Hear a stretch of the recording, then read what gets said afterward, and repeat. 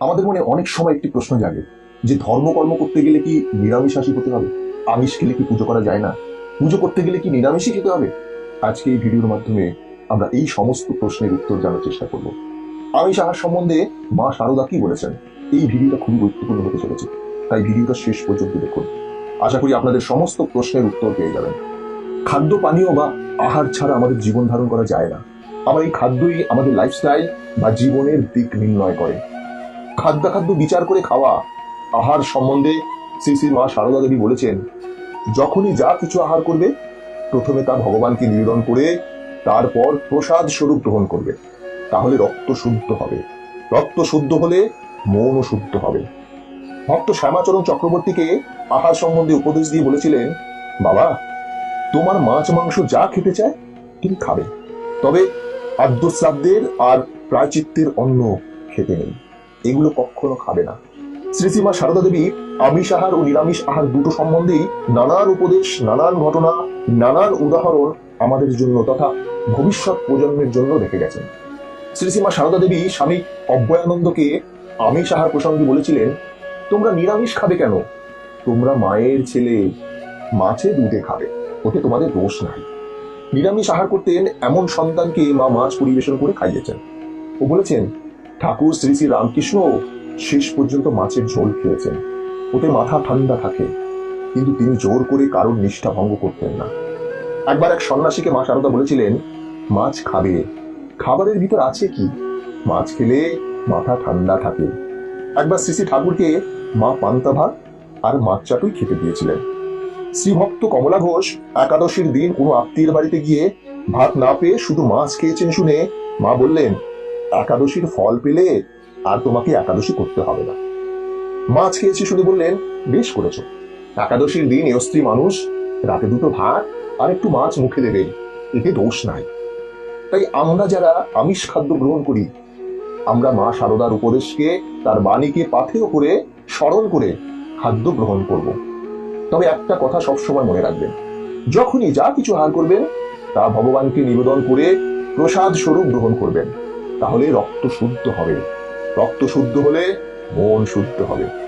মা আরো বলতেন, কেউ যদি তোমাকে ভালো না বলে তাতে মন খারাপ করো না, কারণ এক জীবনে সবার কাছে ভালো হওয়া যায় না। যে অল্পেতে তুষ্ট থাকে তার কাছে এই পৃথিবীর সব কষ্ট সহজ হয়ে যায়। যদি জীবনে শান্তি চাও তাহলে কখনো কারোর দোষ দেখো না, দোষ দেখবে নিজের। যেমন ফুল নাড়তে নাড়তে ঘ্রাণ বেরোয়, চন্দন ঘষতে ঘষতে গন্ধ বেরোয়, তেমনি ভগবত তত্ত্বের আলোচনা করতে করতে তত্ত্ব জ্ঞানের উদয় হয়। ভালোবাসায় সবকিছু হয়, জোর করে কায়দায় ফেলে কাউকে দিয়ে কিছু করানো যায় না। আমাদের যা কিছু সবের মূলেই হচ্ছে ঠাকুর, তিনি হচ্ছেন আদর্শ। তাই যা কিছু করো না কেন তাকে ধরে থাকলে কোনো ব্যাচাল হবে না। ঠাকুর একমাত্র রক্ষাকর্তা, এটি সর্বদা মনে রাখবে। মা বলছেন, জানবে কেউ না থাক তোমার একজন মা আছে। আমি থাকতে ভয় কিসের? ভাঙতে সবাই পারে, গড়তে পারে কজন, নিন্দা ঠাট্টা করতে পারে সবাই, কিন্তু কি করে যে তাকে ভালো করতে হবে তা বলতে পারে কজন। বিশ্বাস আর নিষ্ঠাই হলো মূল। শুধু এই দুটো জীবনে থাকলেই হলো। জীবনে চলার পথে চতুর্দিকে কি হচ্ছে না হচ্ছে সব দেখে রাখবে, কিন্তু কাউকে কিচ্ছু বলবে না। মা বলছেন, 100 জনকে খাওয়াতে হবে না, শুধু চোখের সামনে একজন ক্ষুধার্তকে দেখলে তাকে একটু খেতে দিলে। যে ব্যাকুল হয়ে ভগবানকে ডাকবে সেই দেখা পাবে। কষ্ট ছাড়া কখনো জীবনে উন্নতি সম্ভব নয়, তাই কষ্ট করে যাও। জগৎকে নিজের করে নিতে শেখো, কেউ পর নয়, জগৎ তোমার। মা বলছেন, মনটাকে বসিয়ে আলগা না দিয়ে কাজ করা ঢের ভালো। মন আলগা হলেই যত গোলমাল বাঁধায়। যিনি ব্রহ্ম তিনিই শক্তি, তিনিই মা। দরকার নেই ফুল, চন্দন, ধূপ এগুলোর, দরকার নেই উপাচারের। মাকে আপন করে পেতে হলে শুধু মন দিয়ে মাকে ডাকো। শ্রী শ্রী মা বলছেন, আমি সত্যেরও মা, অসত্যেরও মা। সংসারে কেমন করে থাকতে হয় জানো? যখন যেমন তখন তেমন, যাকে যেমন তাকে তেমন, যেখানে যেমন সেখানে তেমন। সৎ সঙ্গে মেশো, ভালো হতে চেষ্টা করো, ক্রমে সব হবে। ধ্যান, জপ ও ঈশ্বরের চিন্তার দ্বারা মনের সমস্ত পাপ দূর হয়ে যাবে। ঠাকুর শ্রীরামকৃষ্ণ বলতেন, ছিপ ফেলতে বসলে কি রোজই রুই মাছ ওঠে?